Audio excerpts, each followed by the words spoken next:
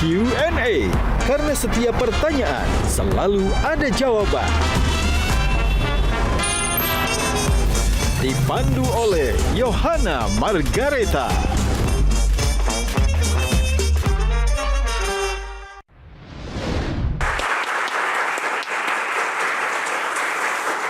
Halo, selamat malam pemirsa. Kembali lagi bersama saya Yohana Margareta dalam Q&A. Karena setiap pertanyaan selalu ada jawaban. Ada pepatah mengatakan bahwa doa ibu mampu menembus langit.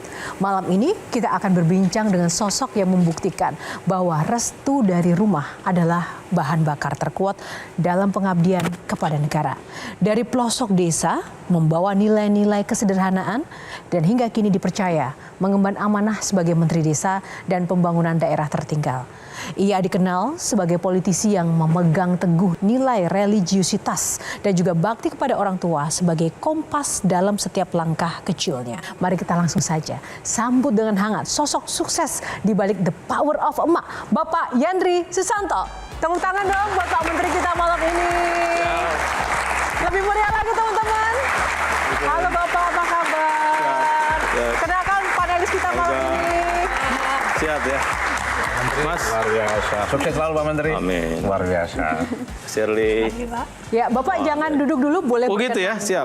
Ada syaratnya kalau mau duduk di kursi Pak. Harus ada fit and proper test. Oh iya siap. Silakan teman-teman duduk juga panelis. Kenalkan nih ada Kak Olga Lydia, Mas Adi dan juga Shirley. Dan juga ada teman-teman mahasiswa dari Jakarta, Bapak. Tepuk tangan buat adik-adikku. Mantap. Mantap ya Pak.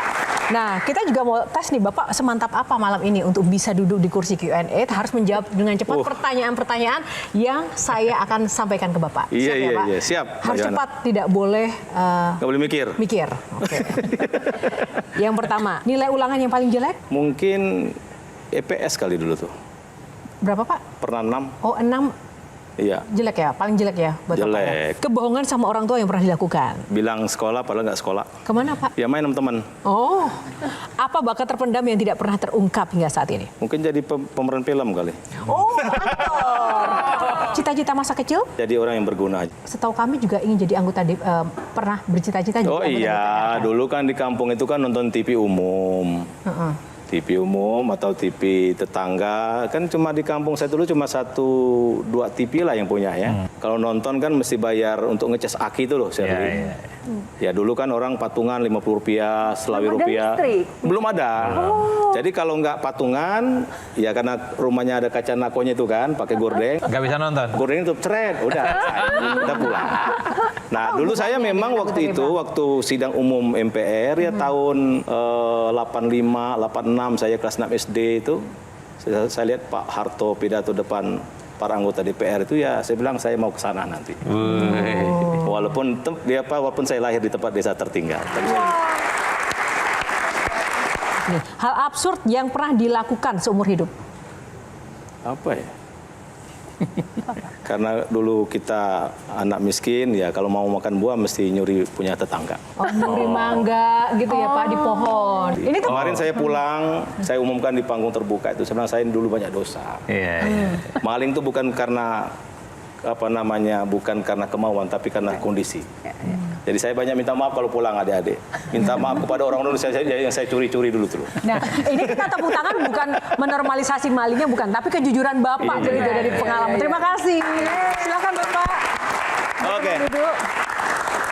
Ada satu foto yang ingin saya perlihatkan untuk kita semuanya. Ini juga salah satu kunci sukses di balik seorang Pak Yandri Susanto. Masya Allah. Luar biasa. Apa arti emak dalam Saya hidup kalau lihat ini saya Bapak? mau nangis sebenarnya. Kenapa Pak? Iya. Ya apa ya? Saya ini kan lahir dari desa tertinggal Mbak Yohana. Jadi emak saya itu petani, ya kan?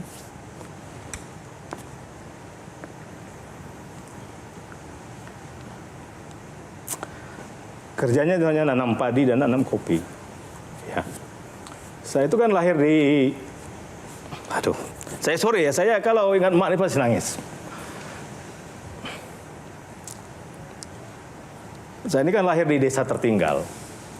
ya. Nama desanya itu Palak Siring di Kecamatan Kedurang, Bengkulu Selatan.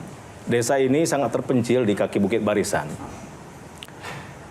Saya lahir tahun 74, di mana saya lahir itu ya desa itu masih gelap gulita, nggak ada listrik sama sekali, tidak ada jalan aspal, tidak ada jembatan di sungainya, tidak ada pusat-pusat ekonomi. Di rumah mak saya itu nggak ada kamar mandi, tidak ada kompor untuk masak karena harus masak pakai kayu bakar.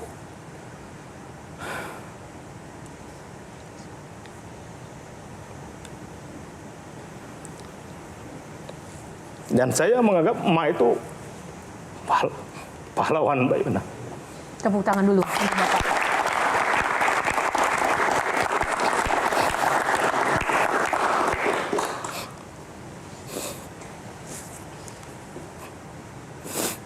Dan saya bisa begini karena emak saya yang seorang petani.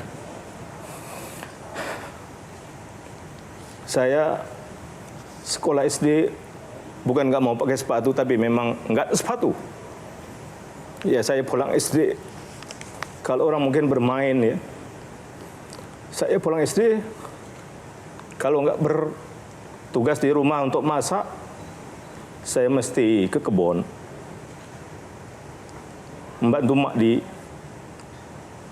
kebun kopi, merumput, metik kopi, pulangnya menggotong kayu bakar. Begitu juga kalau lagi musim sawah ya, saya pulang sekolah ikut bantu mak di sawah. Kalau lagi musim bersih rumput ya saya ikut bersih rumput di sawah, nanam padi. Kalau pulang karena mungkin di rumah nggak ada sayur, saya cari sayur pakis di pinggir-pinggir sungai. Tapi saya tidak pernah patah semangat, Pak Yon. Itu SD saya lalui dengan begitu. SMP juga saya jalan kaki. Dari rumah ke SD ke SMP itu 7 kilo. Jalan kaki, nggak ada aspal. Dan sungainya lumayan besar, Mbak Yohana. Tidak ada jembatan. Kami nyeberang sungai, Mbak Olga. Pakai kain basahan dulu. Mas Adib, sampai di seberang baru saya pakai celana sekolah. Kalau hujan ya kehujanan, nggak ada payung. Walaupun saya jalan kaki, kalau Jumatan Mas Adi, saya maraton. Saya kejar masjid saya untuk azan. Saya dulu sering hanyut, karena waktu banjir ya alhamdulillah masih selamat, masih hidup. Saya SMA pergi ke kota mana, ibu kota Bengkulu Selatan. Saya tahun pertama itu tidur di kebun adik emak saya, kebun jengkol, gubuk. Nggak ada listrik, nggak ada kompor juga nggak ada ini. Saya mandi di pinggir hutan setahun situ. Setahunnya saya numpang ke rumah teman yang dekat SMA. Kalau yang di kebun tadi saya pulang sekolah saya cuci mobil orang di cucian mobil. Jalan kaki juga jauh, tapi karena terlalu jauh saya pindah ke rumah teman saya namanya Paru Rozi. Dasarnya lantainya tanah. Ya saya tidur dengan lantai papan. Sekarang dia jadi kepala desa, saya jadi menteri desa. Teman saya ini. Tahun terakhir saya kelas 3 SMA itu saya jadi marbot masjid Shirley. Saya tidur di bawah pengimaman, ada 2 lantai masjid, saya di bawah masjid, di bawah pengimaman itu tempat sempit, nggak ada kasur juga. Tapi sekali lagi saya tidak pernah minder, tidak pernah patah semangat, Mbak Yohana. Walaupun saya anak petani dari kampung, teman-teman saya di SMA itu ada yang anak kepala bank, ada yang anak pejabat, ada orang kaya. Tapi saya nggak pernah minder. Menurut saya itu orang tuanya, bukan dianya. Sama dengan saya mungkin ya bapak saya yang petani, mak saya yang petani. Tapi saya insya Allah bisa berubah. Tepuk tangan dulu untuk Bapak. Bapak, apa yang disampaikan emak ke Bapak hari demi hari melihat anaknya juga harus berjuang dalam kehidupan yang sangat sederhana sekali? Ya di kampung kami dulu nggak ada orang kuliah, susah. Yang sekolah tuh sedikit sekali. Kata emak dan Mbak, saya manggil bapak tuh bapak saya. Ya Andri, kamu harus sekolah semiskin apapun kita. Dan itu saya lakukan. Dan saya dengan mak ini banyak kenangan, Mbak Olga. Jadi doa saya kepada Allah itu, ya Allah, jangan jauhkan saya dengan mak saya sampai akhir hayat hidupnya. Dan itu terkabul. Mak meninggal 2 tahun yang lalu itu, saya usap terus pundaknya, sedang di sinilah mak menggendong saya dulu. pundak inilah yang ngangkat padi, kopi dulu untuk menghidupi kami. Di kepala inilah banyak mungkin tempat tali ikat keranjang untuk ngangkut hasil pertanian. Kaki emak lah yang terus keringatnya. Terakhir emak meninggal itu ya cium keningnya, cium lagi telapaknya sampai dia meninggal. Artinya sekali lagi, kalau mau sukses, adik-adik sekalian, jangan pernah melawan yang namanya emak. Emak. Kita ini nggak ada apa-apanya. Kita hidup di dunia, turun begini ya karena emak dan bapak kita. Emak itu ya saya makamkan di belakang rumah kami di kampung. Waktu itu belakang rumah itu masih gelap, masih hutan, Mas Adi. Tapi saya berniat, ya Allah lancarkan makam emak ini menjadi makam yang terang benderang dan bersih. Dan sekarang alhamdulillah saya dirikan pondok pesantren di tanah itu, dan sekarang makam emak itu di tengah-tengah pondok. Namanya nama pondok emak, Pondok Haja Biasmawati Subarno. Oh, luar biasa. Bagaimana dengan Bapak, Bang Yandri? Ada cerita khusus nggak yang kita semua perlu tahu tentang Bang Yandri dengan Bapak? Bapak masih ada, sekarang ikut saya di pondok pesantren di Serang, ya. Saya kalau pulang selalu ketemu Bapak, ya ngobrol. Tadi malam juga ngobrol sama dia. Saya sangat dekat juga, dan saya lihat juga perjuangan Bapak luar biasa. Dan dia selalu, saya pernah dulu karena waktu kelas 2 SMA saya pulang dari kota Mana itu, Bapak lagi di sawah karena beras sudah nggak ada, jajan udah nggak ada, Bapak mau jual bebek nggak ada yang mau beli. Terus saya 2 minggu libur, Mbak Olga, dan saya udah memutuskan waktu itu nggak mau sekolah. Saya bilang, Mbak udahlah kalau begini saya nggak usah sekolah lah, beras nggak ada, duit nggak ada. Apa bilang Bapak ini? Udah Yandri, jangan, Yandri tetap harus sekolah. Jadi kemauan Bapak luar biasa juga. Ya samalah Mama. Wah. Mas Adi, silakan. Ya, saya mendengarkan cerita Bang Yandri ini memiliki kemiripan yang sama sebenarnya. Saya juga berasal dari daerah yang sangat tertinggal, Pak Yandri. Madura. Kabupaten Sumeneb, Madura paling ujung. Saya harus perlu ke desanya Mas Adi. Oh, perlu, ya, sangat perlu. Per hari ini kampung saya belum ada aspal. Waduh. Sejak saya lahir sampai hari ini belum ada aspal. Dan saya lahir 84 itu dalam kondisi listrik juga tidak ada. Ada tidak amalan-amalan atau doa-doa khusus yang diberikan oleh emak kepada Pak Yandri, sehingga Pak Yandri itu bisa sampai pada tahap ini? Karena saya kira semua orang di desa, di daerah-daerah tertinggal memiliki tingkat dan kerumitan yang sama, Pak Yandri. Karena di kawan-kawan di desa, Yohana, ini yang kayak gini masih menjadi penting. Dianggap sebagai bekal hidup sebenarnya bagi orang-orang yang punya tekad untuk maju. Ya kalau pesan Mak tadi itu berbuat baik dengan siapapun. Dan itu saya lakukan, Mas Adi. Dulu orang yang paling menghina di kampung kami dulu yang pernah ngelempar kami, pernah menyumpahi kami nggak mungkin terjadi apa-apa. Tapi itu orang saya umrohkan. Kalau Mak tuh nggak pernah marah sama orang, selalu senyum sama siapapun. Tapi itu saya mungkin sulit untuk melakukan itu. Saya masih sering marah misalnya. Mungkin masih muda, muda. Dan pesan Mak itu ya teruslah berjuang untuk melakukan yang terbaik. Itu yang selalu Mak tanamkan ke saya. Ya kalau amalannya tadi jangan lepas sholat, berbakti kepada orang tua, apa itu selalu. Ya, dan saya itu mungkin kalau cium telapak kaki Mak itu mungkin udah nggak kehitung. Menarik menurut saya bahwa seorang anak dari desa yang sangat terpencil tapi mementingkan pendidikan.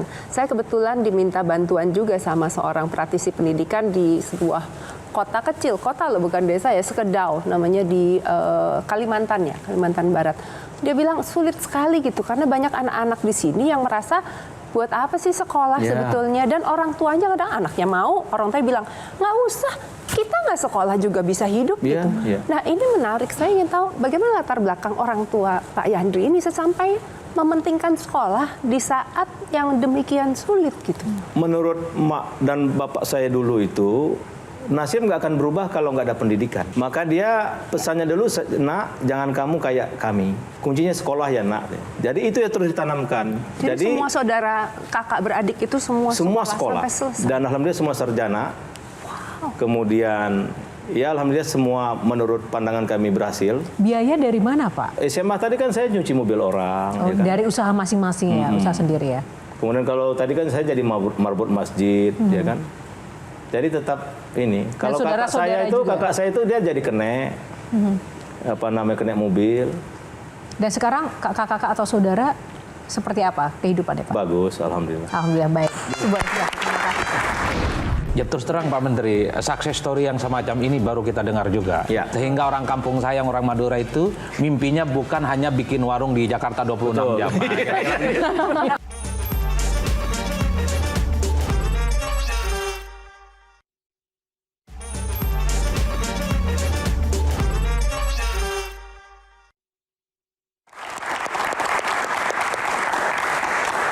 Terima kasih masih bersama Q&A bersama Pak Yandri, masih Pak sebagai tadi anak desa yang sekarang sudah masuk ke panggung pemerintahan sebagai menteri. Apa sih Pak sebenarnya implementasi kontribusi Bapak yang sudah dilakukan sejauh ini sebagai menteri desa dari pengalaman kehidupan yang panjang tadi sebagai anak desa? Apa yang konkret yang paling jadi gini, relate Pak? Mbak Yohana, menurut saya Bapak Presiden Prabowo sudah pas sekali mengangkat anak desa tertinggal itu menjadi menteri desa. Oh, kenapa Pak? Kenapa? Ya karena pelaku. Gimana penderitaan, gimana kesusahan, gimana situasi desa itu ya saya pelakunya. Nah Pak sebentar. Merasakannya, ya, Pak, melewati itu semua. Tapi kan banyak juga Pak menteri-menteri atau tokoh-tokoh lain yang juga dari anak desa dan berasal dari hidup susah. Apa yang membuat Bapak berbeda dengan para pendahulu atau mungkin dengan rekan-rekan sejawat Bapak yang juga sama-sama anak daerah dan memiliki jabatan? Dari sisi perilaku sampai hari ini saya tetap menganggap saya anak desa. Kemudian saya bisa begini karena saya dilatih oleh desa, ditempah dari desa. Jadi artinya saya bisa sampai ke puncak ini ya saya tidak terlepas dari pelatihan secara alami di desa. Itu yang membuat karakter saya menurut saya. Saya kira Pak Yandri tidak pernah berubah, cukup konsisten dengan statement-statementnya yang selalu menyala Pak. Ini bukan karena kita di TV ya, tidak. Tapi pertanyaan saya satu hal, apa yang sebenarnya menjadi bridging semacam galah bagi Pak Yandri, orang kampung, tidak punya partner, dan bukan siapa-siapa, sampai pada Jakarta dan kemudian bisa seperti sekarang? Sebenarnya saya mengalami itu semua Mas Adi. Dan saya alhamdulillah diberi kesempatan sekarang kan. Mereka mungkin nggak sekolah, kata Mbak Olga tadi mungkin mereka tidak punya kehidupan yang layak. Itu mesti kita benar-benar perjuangkan. Sekarang masih banyak tapi Pak, masih sekolah banyak. aja susah. Tapi ya itu kita tidak boleh menyerah Mbak Yohana. Mesti kita terus berbuat. Nah, maka saya walaupun dulu sebelum menteri, ya saya merasakan bagaimana dulu susah sekolah, Mbak. Maka saya kan punya sekolah, Mbak Olga. Ya. Kalau yatim piatu, alhamdulillah sampai perguruan tinggi saya gratiskan. Bahkan nikah pun saya urus. Kalau yatim piatu saya jemput langsung di rumahnya. Dan itu saya anggap anak sendiri. Karena saya membayangkan saya terus, cukuplah saya menderita, jangan dia. Nah, tapi itu kan semampu saya kan. Ya. Nah, dengan sekarang saya diberi mandat oleh Bapak sebagai Menteri Desa, maka saya keliling desa. Belanja masalah, mencari solusi. Dan saya ke desa itu, kalau keliling ke desa, saya jarang nginap di hotel, Mbak Yohana. Saya tidur di kampung-kampung, di rumah-rumah penduduk. Oh iya Pak? Iya. Nggak panik Pak yang punya rumah? Hah? Panik nggak Pak yang punya rumah? Senang. Oh senang ya? Tapi biasanya kan itu kayak sudah tersetting Pak, begitu. Kalau ada pejabat ke rumah warga segala macam tuh, masa tiba begitu Pak, tidak ada sebuah persiapan khusus, menteri loh yang ada di kalau situ. saya itu, misalkan saya datang ke Desa Tepian Langsat ya, Kutai Timur. Jaraknya itu 8 jam dari Samarinda itu. Itu desa yang tidak punya listrik, tidak punya sinyal. Saya tidur di situ di pinggir sungai. Saya biasa tidur nggak punya AC. Ada desa di Kembang Belor, mana saya ngember sendiri, walaupun saya menteri. Saya nggak pernah ini dan saya nggak mau dibantu sama ajudan. Apa tujuannya Bapak melakukan itu Pak? Saya nggak mau jadi orang lain. Saya mau harus jadi Yandri Susanto sendiri. Oke. Nih, Pak Yandri, ada yang mengganjal pertanyaan saya. Saya kira banyak sekali program-program pemerintah yang memang down to earth ya, terutama untuk memberdayakan ekosistem yang ada di pedesaan. Ya. Ada tidak Pak yang per hari ini yang menjadi contoh yang cukup konkret supaya kawan-kawan yang di desa itu jadi gini, Mas Adi, tidak mau ke kota kira-kira. Jadi saya punya 12 aksi bangun desa, bangun Indonesia. Di antaranya itu ada pemuda-pemudi pelopor desa. Kemudian ada desa-desa tematik. Kemudian ada desa ekspor. Ada desa wisata. Contoh nih desa wisata. Kita ke Awang Bakal Barat di Kabupaten Banjar, Kalimantan Selatan. Itu dulu bekas galian pasir yang tidak bertuan, kira-kira begitu. Banyak ular, banyak biawak, banyak. Kita sulap itu jadi desa wisata. Dia bisa mempekerjakan 100 orang, kemudian pendapatannya miliaran rupiah. Dan saya yang launchingnya Desember tahun lalu. Sekarang udah bagus sekali. Bahkan bookingnya setahun itu udah full. Kemudian saya juga bikin desa ekspor misalkan, BUMDes Desa Ngoran di Blitar. Dulu BUMDes ini nggak ada apa-apanya. Tapi setelah kita kerjasama, kita buat kendang jembe itu, kita ekspor ke Tiongkok, BUMDes ini punya pendapatan 17,5 miliar per tahun. Nah kemudian saya kan menganggap sekarang itu boleh tinggal di kota, pendapatan mengalahkan, boleh tinggal di desa, tapi pendapatan mengalahkan orang kota. Ini buat adik-adik ya. Nah artinya sebenarnya Mas Adi, kalaulah desa ini kita kelola, maka menurut saya adik-adik ini nggak perlu tinggal di kota. Desa itu sangat menjanjikan dan bisa kita buktikan bahwa desa tadi bisa kita menggeser air mata kemiskinan menjadi air mata kebahagiaan. Ya terus terang Pak Menteri, success story yang semacam ini baru kita dengar juga. Ya. Mungkin amplifikasinya kurang, dan kalau bisa role model yang semacam ini bisa ditiru oleh desa-desa yang lain. Ya. Sehingga orang kampung saya, orang Madura itu mimpinya bukan hanya bikin warung di Jakarta 26 jam. Nah kita ada namanya kolaborasi kementerian lembaga dan pihak terkait. Jadi saya mengkolaborasikan kementerian lembaga sampai sekarang tuh sudah hampir 70 MOU. Misal tadi desa ekspor, kita sama Menteri Perdagangan. Contoh kemarin saya sebelum bulan puasa lepas ekspor gula aren perdana di desa Temon, Pacitan. Ada 5 desa, kita ekspor tuh gula arennya. Saya ngelepas dari desa itu. Ekspor gula aren ke Belanda, Malaysia sama Australia. Pendapatannya naik sampai 30%. Bagaimana juga memastikan bahwa dan menepis kekhawatiran penggunaan dana desa ini tidak diselewengkan, tidak disalahgunakan dan jauh dari korupsi. Itu tidak bisa kita juga nafikan. Memang ada beberapa oknum kepala desa yang membuat dana desa itu tidak tepat sasaran. Tapi faktanya hari ini misalkan dari 75.266 desa sudah ada 20.503 desa mandiri. Artinya desa mandiri ini pendidikan sudah bagus, transportasi sudah bagus, air bersih sudah bagus, kegiatan ekonomi sudah bagus, keguyupan gotong sudah bagus. Itu tahun sebelum saya masuk tahun 2024 itu 17.000. Setahun saya sebagai Mendes itu kan naik jadi 20.503. Artinya kenaikan sekitar 3.500 yang bergeser dari maju menjadi mandiri. Nah, kemudian yang desa berkembang 24.000 sekarang turun tinggal 21.000. Kenapa naik menjadi desa maju? Desa maju yang dulu 20.000 sekarang jadi 23.000. Artinya faktanya itu ada. Dari segitu banyak desa yang Bapak tangani, tentunya pasti ada 1-2 yang tidak berhasil. Itu biasanya karena apa ya Pak? Sumber daya manusianya Mbak Olga. Iya. Terkadang ya kita sampaikan belum tentu mereka pahami secara utuh ya kan, atau mungkin culture ya, budaya atau apa itu yang membuat mereka susah maju ya. Itu beberapa kendala yang saya temui. Kemudian mereka kadang-kadang sudah apatis duluan. Sudahlah, nggak mungkin kami ini maju. Itu menurut saya yang paling sulit kita bangkitkan Mbak Olga. Iya. Karena membangun optimisme di tengah apatisme itu nggak gampang. Nah, maka saya biasanya menggandeng banyak pihak. Contoh saya gandeng Raffi Ahmad, barusan saya dengan Mandala. Kita akan buat misalkan Dota Ginzi. Nah, nanti kita akan buat video-video terbaik dari 75.000 desa itu kita seleksi. Ginzi ini buat video tentang membangun desa. Ya. Nah, nanti kita seleksi juara kabupaten, kita naikkan ke provinsi, provinsi naikkan ke nasional. Itu cara kami menggait public figure untuk meningkatkan dan saya ingin orang melihat desa itu tidak memandang sebelah mata lagi bahwa desa itu hebat sekarang. Pertanyaan saya adalah gimana cara memotong siklus mindset apatis itu di anak muda Pak? Karena itu masih menjadi akar sekali. Kalau nggak di kota kayaknya nggak sukses deh. Kayaknya kalau kita di desa gini-gini aja deh. Ya. Itu gimana Pak? Makanya saya bilang tadi, saya tidak pernah akan lelah untuk selalu menyampaikan motivasi. Yang paling konkret kan saya sebenarnya. Dan saya bisa cerita tentang biografi saya tadi kan. Bahwa orang desa bisa maju. Contohnya saya. Ini selalu saya ulang-ulang biasanya kalau lagi kumpul di halaman rumahnya tempat saya nginap tadi. Saya nggak bikin panggung, enggak. Saya tidak pertemuan di hotel, enggak. Dia di lapangan, saya sampaikan itu.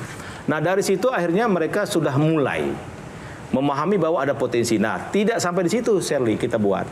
Nah kita misalkan tadi sambungkan dengan para pemodal, kemudian dengan pasarnya kita sambungkan. Jadi dan itu sudah banyak buktinya sekarang anak-anak muda sebagai pelaku di tingkat desa itu berhasil. Maka kita buat ada pemuda-pemudi pelopor desa.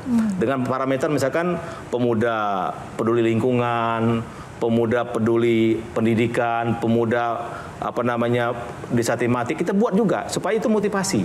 Dan kita biasanya umumkan di hari desa. Kemarin saya buat di Boyolali bulan Januari kemarin. Itu hampir 100.000 orang yang hadir. Dan mereka bangga. Nah ini mungkin masukan tadi amplifikasinya mungkin yang perlu ya Mas Adi ya. Nah jadi maksud saya ingin sekali kampanye saya boleh tinggal di desa, pendapatan mengalahkan orang kota itu, faktanya sudah banyak sekarang. Dan untuk masalah modal kita sambungkan, ada. Kalau masalah pasar, ada, kita sambungkan. Jadi nggak usah khawatir anak-anak muda, jadi nggak usah minder juga. Tapi saya bilang gini, Sherly, kamu kalau di desa, supaya gampang nyari jodoh, jangan dibilang, Pak, kamu kerjaan apa, Dek? Misalkan calon mertuanya nanya, saya melihara ayam. Jangan begitu jawabnya, sebenarnya. Kamu buat kartu nama, buat perusahaan. Kalau calon mertua kamu nanya, kamu kerja apa, Dek? Nih, kartu nama saya, CEO. Apa nama perusahaan? Walaupun isinya peternakan ayam. Nah, dari itu artinya kita merubah performan lah, penampilan, gaya, lifestyle lah, kira-kira gitu kan. Jadi dia walaupun ini pimpinan perusahaan, gagah dia, tidak minderan. Nah, itu yang saya kembangkan. Ini apakah itu salah satu trik-trik juga Bapak mendapatkan seorang ratu sebagai istri? Apa pengakuan dari Ibu yang kemudian menerima, ya Pak Yandri siapalah kira-kira begitu? Ini soal kalayaknya ini semua bertanya-tanya nih. Iya. Belum tentu Semua jawabannya, manggut-manggut Pak. tuh, Pak.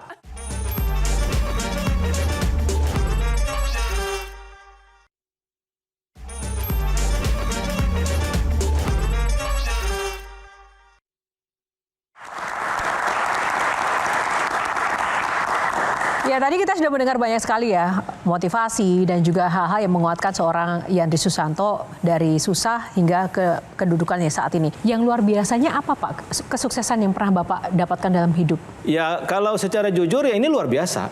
Karena menurut matematika manusia nggak mungkin saya sampai di sini. Saya ini kan dari kampung. Tinggi enggak, ganteng ya enggak lah. Pintar juga enggak, ya kan? Ya lulusan dari Universitas Bengkulu dari kampung sana. Tapi apa yang saya lakukan itu ya keberanian. Artinya keberanian di samping itu ya tentu kebenaran yang saya selalu jaga. Kita tidak boleh jumawah juga, tidak boleh sombong. Betul. Tadi kan Bapak menyatakan tidak tinggi, tidak pintar, tidak segala macam. Tapi ternyata juga jodohnya luar biasa. Masa nggak ada kualifikasi sih yang dilihat dari jodoh Bapak? Nah, karena tadi ini kita bicara jodoh ya. Itu aduh. Gimana, Pak? Saya cerita dulu. Waktu SMP kelas 2 itu ada perempuan yang ya tercantik lah waktu itu, Sherly. Jadi saya kirim surat kelas 2 SMP. Namanya mungkin Cinta Monyet ya. Belum dibaca sudah dirobek, dibuang lagi. Waduh. Patah hati dong, Pak. Patah hati Patah saya. hati. Patah hati terus. Tapi itu yang membuat menurut saya salah satu hati saya semakin teguh. Akhirnya saya sampai SMA saya nggak pernah pacaran, takut kan.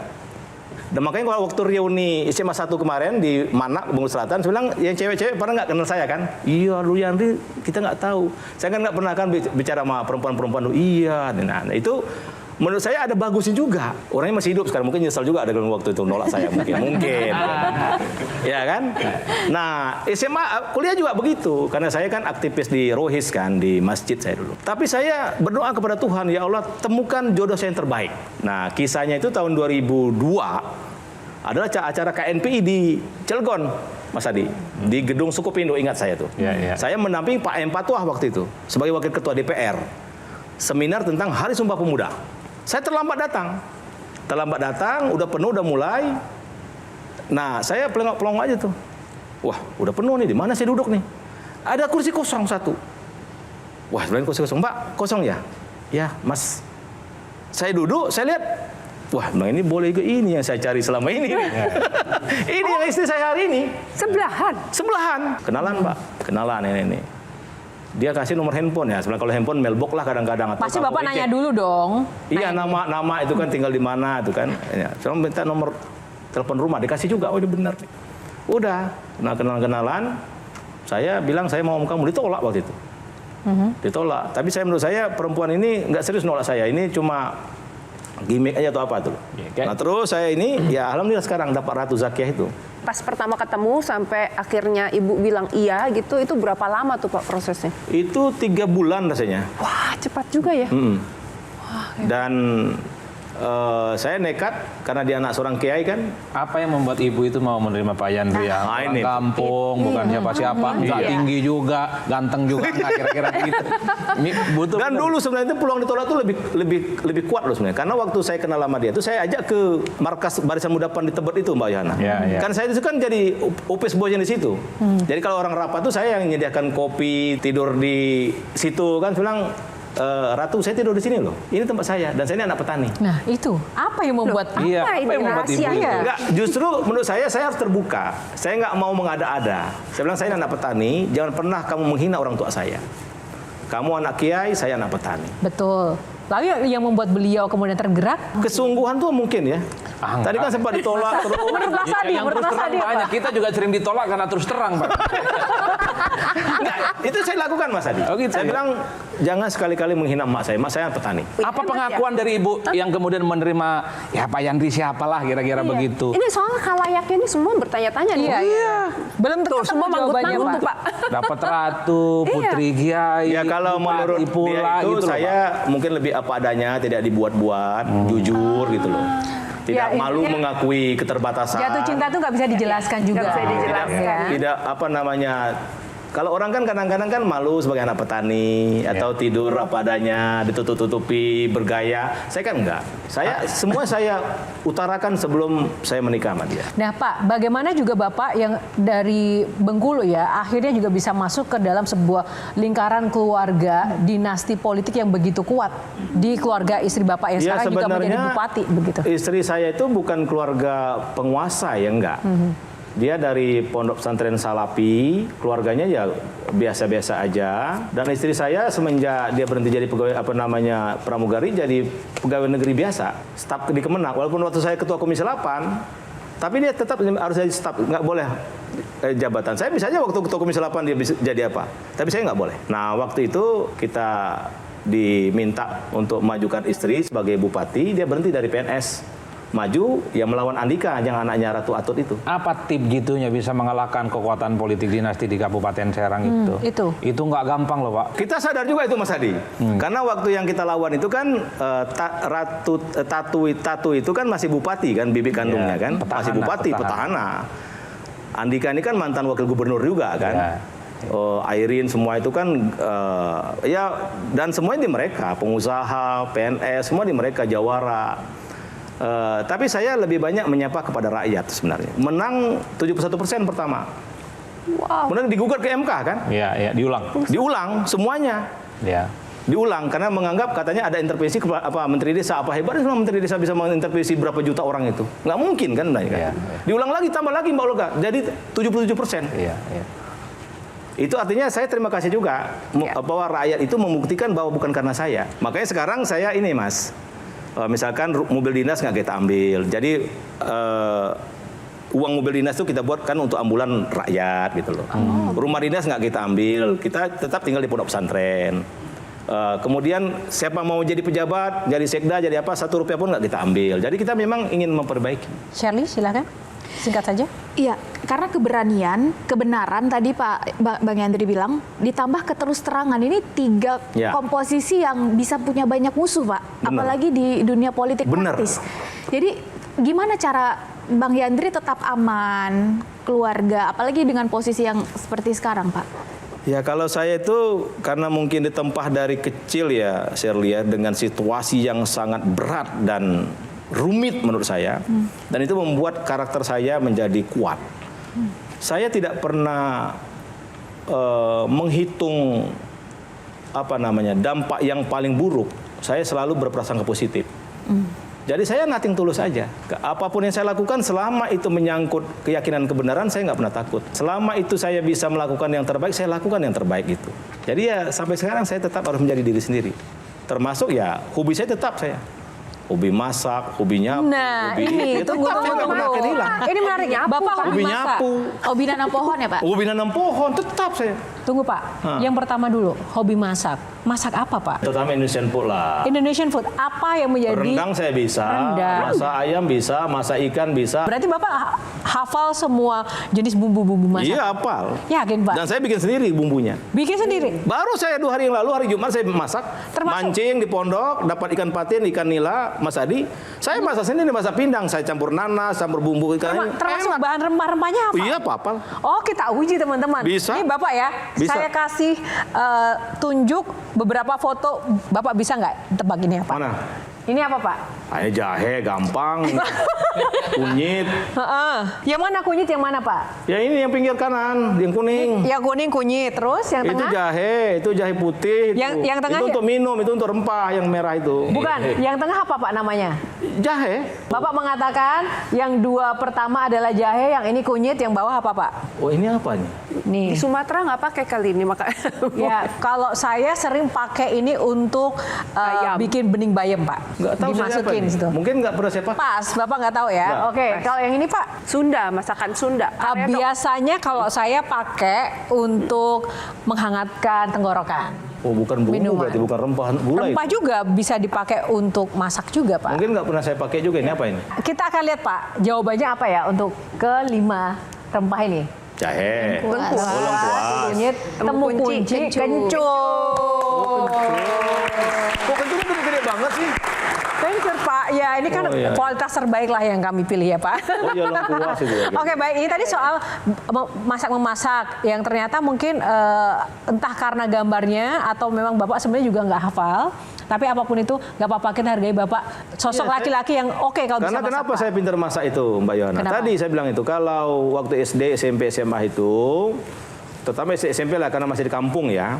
Jadi kami giliran, karena kami itu tuh 5 saudara laki-laki ini di tengah-tengah, yang sama perempuan jauh, yang juga bungsu masih kecil. Jadi kalau pulang SD, kalau saya nggak ke kebun, berarti saya yang di rumah masak. Masak air, masak nasi pakai kayu bakar. Sama masak gulai, masak sayur. Oke. Kalau besoknya saya yang nggak di rumah, berarti saya yang ke kebun gitu. Makanya pintar semua kami masak. Tapi Pak, Nyuci piring itu. selain masak dan nyuci tadi, kenapa Bapak juga suka menanam pohon? Ada filosofi apa Pak? Saya itu sebenarnya dulu melatih waktu saya hidup susah dulu, Mas Adi, Adinda Sherly sama Mbak Olga. Saya itu melatih bagaimana kita tuh berbuat baik sekecil apapun. Jadi dulu saya melatih, walaupun saya misalkan tukang cuci mobil ya, saya ke masjid tetap saya masukkan ke celengan walaupun 1.000. Saya latih dari dulu tuh. Makanya saya alhamdulillah sampai hari ini saya tetap satu hari itu mesti beramal. Dari itu timbul bahwa bersedekah itu tidak mesti dengan duit. Dengan satu pohon itu justru sedekahnya paling besar. Nah, saya misalkan di pondok tuh misalkan nanam mangga nih. Saya tanam, saya pegang tuh pucuknya. Ya Allah, hambamu tanam mangga ini. Amal jariahnya buat hambamu, buat anak istri hambamu, buat kedua orang tua hambamu, buat kedua mertua hambamu, kakek nenek hambamu, orang-orang yang pernah berbuat baik kepada hambamu, orang-orang yang pernah hambamu zalimi. Kalau ada burung yang bersarang, semut yang bersarang, orang yang berteduh, orang bilang kan ini indah, amal jariahnya buat yang saya sebutkan tadi. Kalau ada buah mangganya, siapapun yang ambil buah mangga tidak saya anggap mencuri lagi ya Allah. Amalnya buat yang saya sebutkan tadi. Jadi anak santri mau ngambil mangga ya silakan. Orang datang mau ngambil mangga ya silakan, sudah tidak mencuri. Itu cara saya membangun keikhlasan. Jadi saya mau nanam apapun sudah saya doakan. Nah artinya nanti kalau kita sudah meninggal dunia, selama pohon itu masih ada orang berteduh, oksigen dia keluarkan, orang kagum dengan pohon itu, ada hasilnya, ada semut yang menari-nari, di situ bukan bersarang, ada burung yang bertengger, kita tetap dapat amal jariahnya. Nah, jadi kalau nanam pohon, jangan asal nanam pohon. Inamal a'malu biniat, tergantung niat yang kita lakukan. Jadi waktu nanam jangan. Nah, dan jangan pernah bosan menanam pohon. Saya baru kemarin nanam pohon jambu. Saya doakan lagi. Saya nanam kelapa. Itu hobi saya. Seperti menanam kebaikan ya. Menanam Apakah kebaikan. itu juga seperti healing bagi Bapak kegiatan itu? Betul. Healing Bapak tuh apa saja sih Pak kegiatan yang Bapak lakukan? Setiap minggu saya usahakan betul sesibuk apapun saya pulang ke Serang, ke pondok pesantren. Karena di pondok itu Mbak Olga banyak orang-orang yang tidak mampu, yatim dan yatim piatu, dan itu gratis kan. Itulah cara saya memandang dunia ini, bahwa masih ada orang yang perlu kita ulurkan tangan.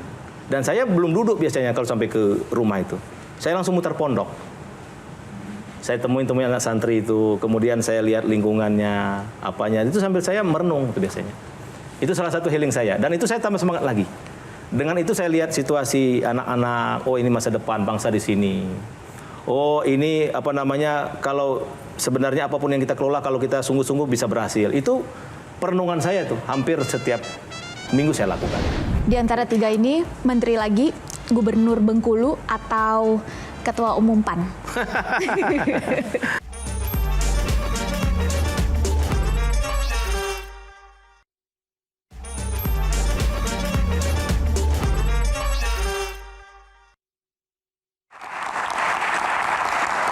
Terima kasih masih bersama Pak Yandri Susanto. Bapak tadi banyak sekali hal-hal positif yang sangat inspiratif, bahkan di luar dugaan Bapak sampaikan ke kami, apalagi kesusahan dan kesulitan di masa lalu dan berujung pada sebuah semangat yang membawa Bapak ke titik ini. Apalagi ketika di balik layar itu ada the power of emak. Iya. Bapak sudah merasa cukup puas tidak Pak dengan capaian Bapak di kursi menteri yang sekarang? Atau adakah hal lain ke depan yang masih Bapak ingin capai gitu dari sisi power, posisi, kedudukan? Kalau saya kuncinya selalu bersyukur aja apa yang kita dapat. Tidak boleh kita ambisius atau menghalalkan segala cara. Saya jujur, waktu saya wakil ketua MPR saya nggak pernah minta sama Bang Jul. Ya syukuri aja. Dan saya gini loh Mbak Yona, saya untuk mengerem hati saya itu, dada saya itu, saya selalu kalau sholat itu Mas Adi, saya anggap itu sholat terakhir. Jadi kalau saya sholat nih, saya di depan saya bayangkan saya udah jadi jenazah. Itu membuat saya juga harus khusyuk kan gitu kan. Artinya saya juga belum tahu apakah besok saya bisa hidup, belum tentu. Nah, maka di situ saya ngerem. Maka tadi fastabiqul khairat itu berlomba-lomba dalam kebaikan itu. Jadi selagi masih ada nyawa, kita berbuat baik aja. Itu menurut saya. Jadi kalau apa yang terjadi besok lusa itu rahasia Allah. Yang penting kita bekerja maksimal, berbuat baik maksimal, tapi kita jangan lupa bahwa kita akan meninggalkan dunia yang panah ini. Okay. Jadi kata Rasulullah itu secerdas orang adalah orang yang ingat mati dan bersiap untuk mati itu.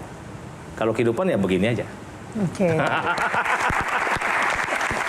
Baik. Satu-satu panelis singkat saja pertanyaan dari Kak Olga dulu. Ya, ini kalau kita melihat kan Bapak menjabat sampai 2029, ya mudah-mudahan bisa lanjut lagi gitu. Tapi sampai 2029 apa sih bayangan Bapak bahwa pada akhir masa jabatan sesi pertama ini katakan begitu, Bapak ingin melihat desa tertinggal ini seperti apa? Jadi saya Mbak Olga, di 75.000 tadi ada saudara-saudara kita di Indonesia 80 tahun Indonesia Merdeka ini masih ada sekitar 9.300 desa tertinggal dan sangat tertinggal, tersebar di 30 kabupaten kota, di kabupaten, kebanyakan di Indonesia Timur, 1 di Nias Utara, dan saya harus ke sana nanti. Saya sudah beberapa program. Nah, saya juga tahu masih banyak yang belum punya listrik di tengah gemerlap lampu yang kita nikmati sekarang. Mungkin orang punya handphone 2 atau 3, tapi masih banyak saudara-saudara kita yang masih blank spot. Ada 3.000 desa. Yang belum masih gelap gulita mungkin ada 5.000 desa. Nah, saya ingin sesuai dengan arahan Bapak Presiden itu nanti, dan tadi alhamdulillah mulai banyak bergeser kan, ada peningkatan desa mandiri, desa berkembang. Saya ingin legacy saya itu ketika orang menyebut desa, bukan lagi terbayang keterbelakangan, kemiskinan, kebodohan, tapi terbayang desa itu hebat, desa itu membanggakan, desa itu maju, desa itu adalah kunci suksesnya Republik. Itu yang mau saya tinggalkan sebenarnya. Dan itu insya Allah selalu ada jalan untuk menuju ke sana. Karni? Wah, itu Pak, memenuhi janji kemerdekaan, keadilan sosial bagi seluruh rakyat Indonesia. Ya. Bang Yandri, jawab cepat aja. Di antara 3 ini, menteri lagi, gubernur Bengkulu, atau ketua umum PAN? Ya kalau itu saya serahkan kepada Allah aja. Saya jalani aja. Kita tidak bisa mematok apa yang akan terjadi besok. Ada tidak yang kemudian kepikiran oleh Pak Yandri sebagai Menteri Desa dan Pembangunan Daerah Tertinggal, misalnya dulu di zaman Orde Baru itu ada semacam cerdas cermat desa, Pak. Kelompok capir. Wah, kelompok capir. Oh, itu menurut saya dahsyat ya. Supaya kan ada euforia bagaimana desa-desa itu berkompetisi untuk menunjukkan bagaimana pengetahuan mereka itu tentang Indonesia, tentang daerahnya, Pak. Ada tidak bayangan-bayangan yang semacam itu? Ada Mas Adi. Jadi tadi saya bilang tadi kan semuanya kita akan garap dengan 12 aksi bangun desa itu kan gensinya pemuda-pemudi pelopor desa, kemudian desa-desa tematik tadi itu arahnya ke sana nanti. Karena saya kemarin ada 13 lomba yang saya buat, Festival Bangun Desa. Ada desa bebas narkoba, desa bebas sampah, Liga Desa kita buat, kemudian desa ramah ibu dan anak, desa ekspor, desa wisata itu kita buat. Termasuk mungkin nanti tentang pengetahuan tadi, membangkitkan persaingan positif antar desa. Dan ini lagi kita rancang, tunggu tanggal main aja Mas. Oh iya. Oke, kalau tadi kan soal pertanyaan. Sekarang karena waktu kita sudah di penghujung, sekarang boleh dong closing statement. Pemirsa, anak muda dimanapun berada, saya sebagai Menteri Desa mengajak semua kita untuk berbuat yang terbaik, terutama di desa-desa. Saya selalu menyampaikan, boleh tinggal di desa tapi pendapatan ngalahkan orang kota. Bagi anak-anak muda yang mau bekerja sama, punya talenta, punya kemauan, punya keberanian, boleh bergabung bersama Menteri Desa Yandri Susanto untuk memajukan desa-desa di Indonesia. Bangun desa, bangun Indonesia. Wow, terima kasih sekali lagi Pak, motivasi dan juga semangatnya buat adik-adik semua. Tepuk tangan sekali lagi untuk Bapak. Dan untuk panelis kita, semangat ya. Kita dari desa tapi menjadi besar untuk Indonesia. Dan pemirsa, demikianlah episode untuk kali ini. Semoga dapat memberikan inspirasi dan juga menambah pengetahuan baru bagi Anda yang menyaksikan pada malam hari ini. Atas nama kru yang bertugas, terima kasih atas kebersamaan Anda. Saya Yohana Margarita pamit undur diri. Karena setiap pertanyaan selalu ada jawaban. Sampai jumpa. Terima kasih Bapak.